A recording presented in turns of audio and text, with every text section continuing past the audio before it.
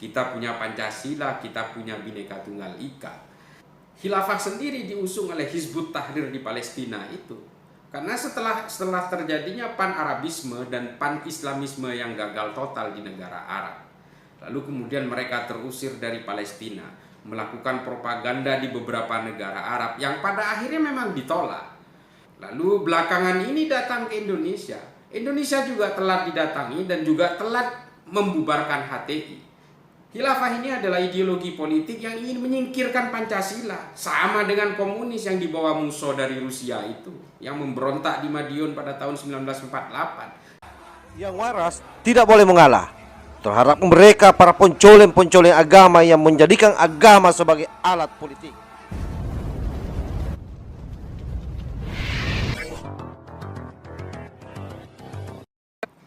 Pada dasarnya saya memahami sepenuhnya, dan ini berkesan konyol dan lucu ketika ada orang awam yang menuduh kalian liberal, kalian itu komunis, komunis itu sama dengan liberal. Nah, ini kan lucu ini.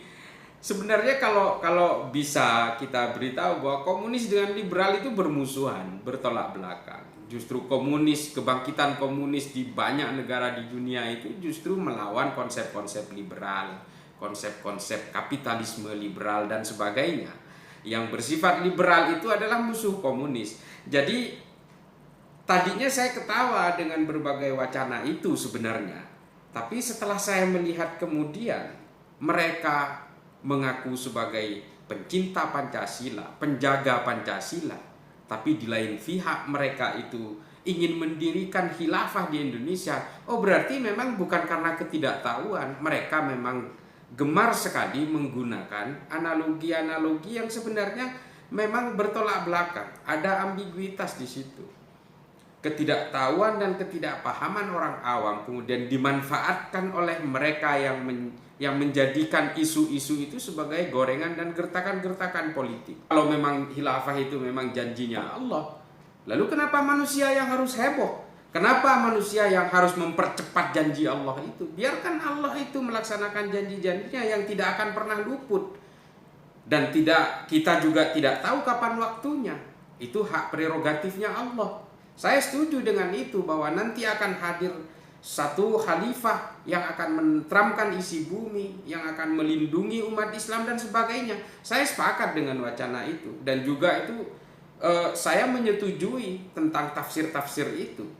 Tapi kalau kemudian khilafah itu digoreng-goreng sekarang, terlunta-lunta di Arab, diusir semua negara Islam, lalu kemudian ingin membuat negara Indonesia ini menjadi epicentrum khilafah karena mayoritas penduduknya Islam. Sebentar dulu, kita juga punya ideologi yang harus mengayomi kemajemukan. Kita punya Pancasila, kita punya Bhinneka Tunggal Ika. Khilafah sendiri diusung oleh Hizbut Tahrir di Palestina itu. Karena setelah terjadinya pan-Arabisme dan pan-Islamisme yang gagal total di negara Arab, lalu kemudian mereka terusir dari Palestina, melakukan propaganda di beberapa negara Arab yang pada akhirnya memang ditolak. Lalu belakangan ini datang ke Indonesia. Indonesia juga telat didatangi dan juga telat membubarkan HTI.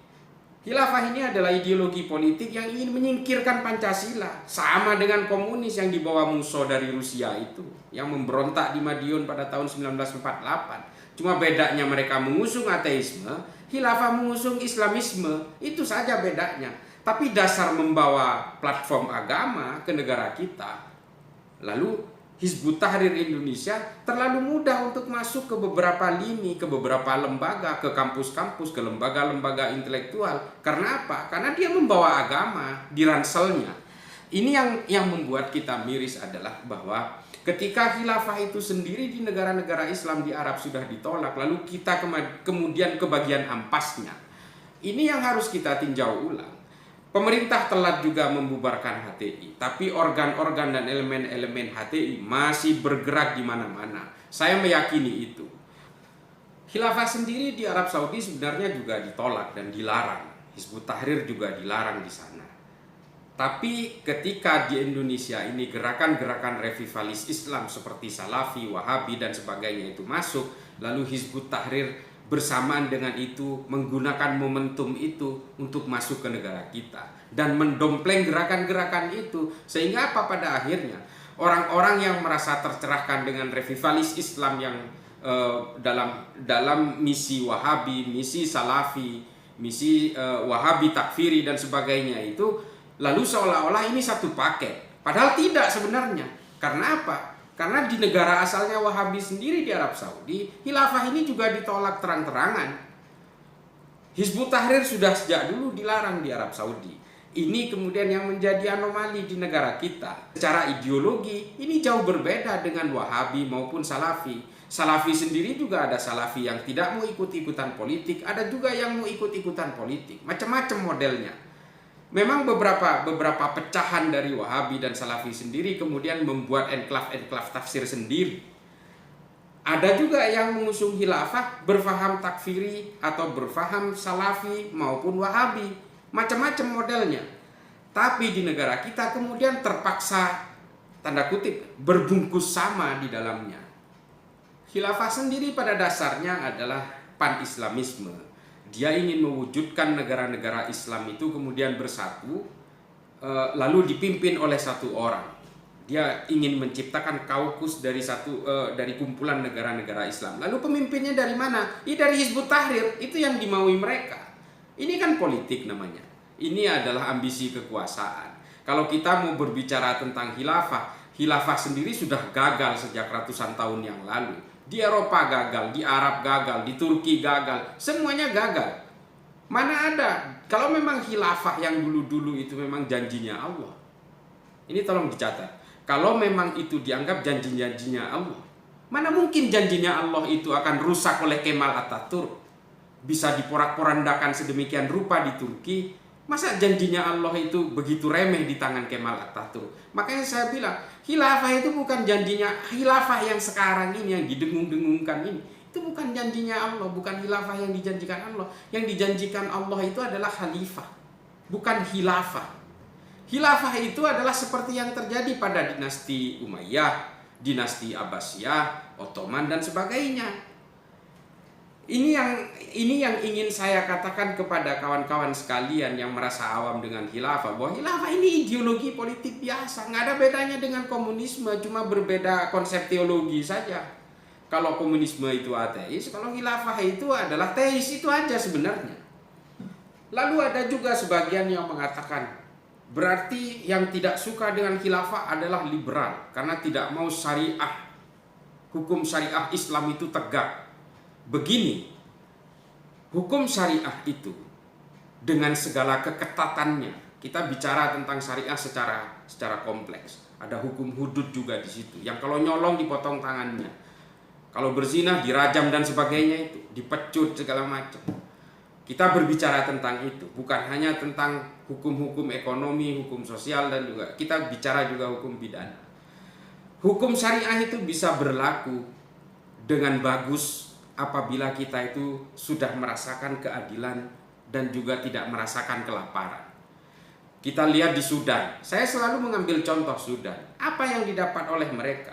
Mereka mengenakan hukum syariah di Sudan sejak tahun 1983. Waktu itu Presiden Ja'far Numeri menyatakan bahwa hukum kolonial Inggris akan dibongkar dan diganti dengan hukum syariah. Apa yang terjadi setelah itu? Mereka terlibat perang sipil, kudeta, kelaparan di mana-mana. Orang-orang yang mencuri dipotong tangannya lalu menjadi pengemis di negara-negara lain. Di Arab Saudi dan juga di negara-negara kaya. Pengemisnya orang Sudan semua yang buntung tangannya itu. Artinya apa? Hukum syariah ini akan menjadi satu pencerahan, akan menjadi satu ikatan hukum yang sangat bagus apabila rakyatnya sudah tidak lagi kelaparan, apabila negaranya itu sudah baldatun thayyibatun wa rabbun ghafur, sama seperti ketika Nabi menjadi pemimpin di Madinah. Itu kita tidak meragukan itu semua, bahwa kemakmuran satu negara, role model kepemimpinan dan role model kemakmuran itu hanya ada pada zaman Nabi di Madinah. Itu saja. Setelah Nabi wafat, apa yang terjadi? Kembali ke tangan manusia biasa. Sifat-sifat maksum yang dimiliki Nabi, guidance dari Allah yang mengawal langsung kepemimpinan Nabi sudah tidak ada. Setelah Nabi wafat, lalu kemudian pemimpin-pemimpin itu sudah memulai dengan konflik-konflik politik. Khilafah itu bukan di situ juga. Namanya Khulafaur Rasyidin. Memang iya, secara wacana memang itu dikenal istilah itu di dalam agama kita. Tapi apa yang terjadi? Kalau memang khilafah pada zaman itu, tentunya Sayyidina Utsman tidak terbunuh, Sayyidina Ali tidak terbunuh, Sayyidina Umar juga tidak terbunuh.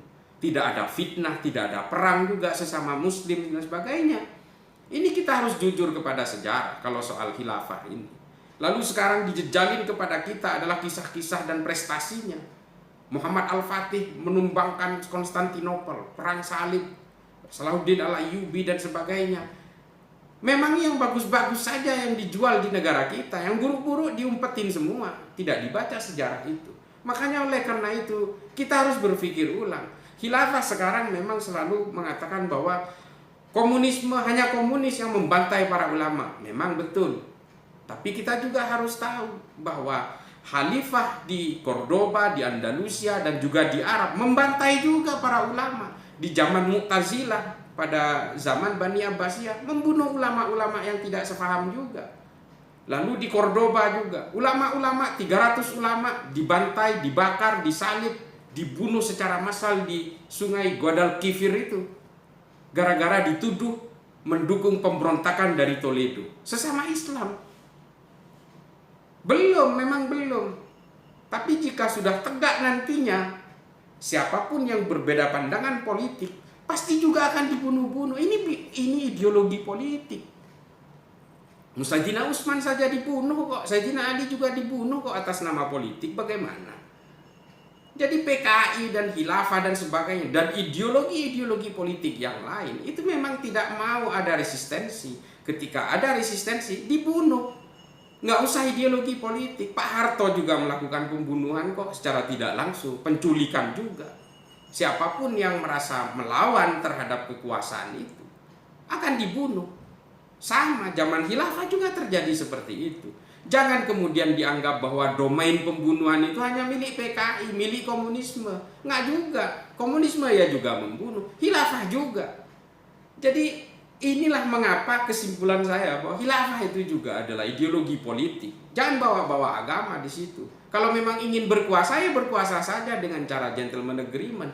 Ikut kontestasi. Kalau memang terpilih, ya itu pilihan rakyat. Kurang lebih seperti itu. Saya hanya ingin mempertegas apa yang sudah saya ungkapkan sebelum-sebelumnya. Demikian, Assalamualaikum warahmatullahi wabarakatuh.